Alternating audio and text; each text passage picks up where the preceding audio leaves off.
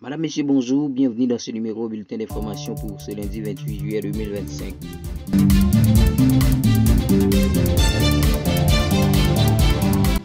Les ONG face au défi d'apporter de l'aide à Gaza.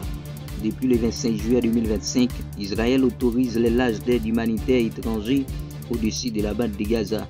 Mais sur le terrain, c'est une course périlleuse qui rythme le quotidien des habitants récupèrent coûte que coûte ce que livrent les rares camions d'aide. De convois qui n'entrent que par dizaines, là où il en faudrait au moins 500 par jour, selon l'ONU, pour répondre aux besoins d'une population épuisée par la faim.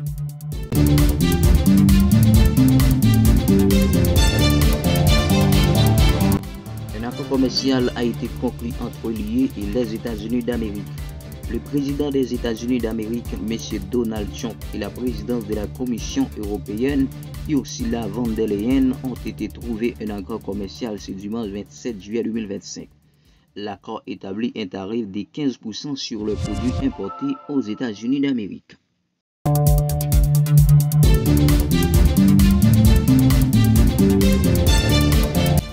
En Côte d'Ivoire, un influenceur burkinabé retrouvé mort à l'école gendarmerie d'Abidjan. Dans un communiqué publié ce dimanche 27 juillet, le procureur de la République indique que l'activiste a été retrouvé mort jeudi 24 juillet dans sa chambre de l'école de gendarmerie d'Abidjan, où il était détenu depuis le mois de janvier. Il précise également que les premiers éléments de l'enquête concluent à un suicide.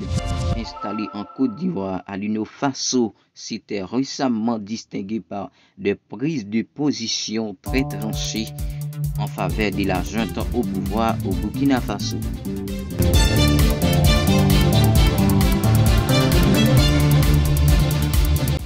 En République démocratique du Congo, au moins 40 civils tués lors d'une attaque contre une église attribuée aux ADF en Ituri.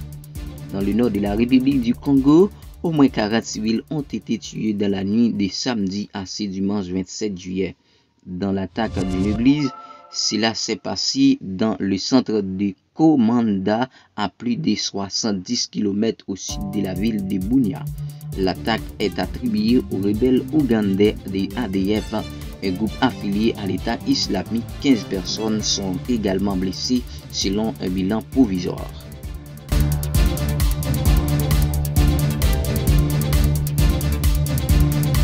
Conférence de l'ONU sur la Palestine, Paris et Riyad tentent de ranimer la solution à deux États.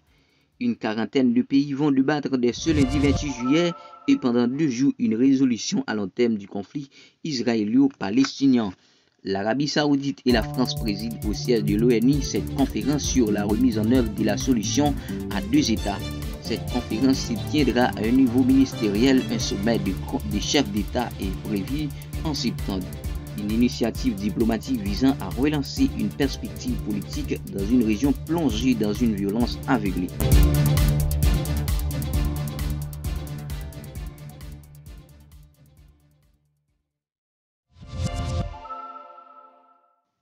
C'est la fin de notre bulletin d'information pour aujourd'hui. Merci de l'avoir suivi. Rendez-vous pour un autre numéro.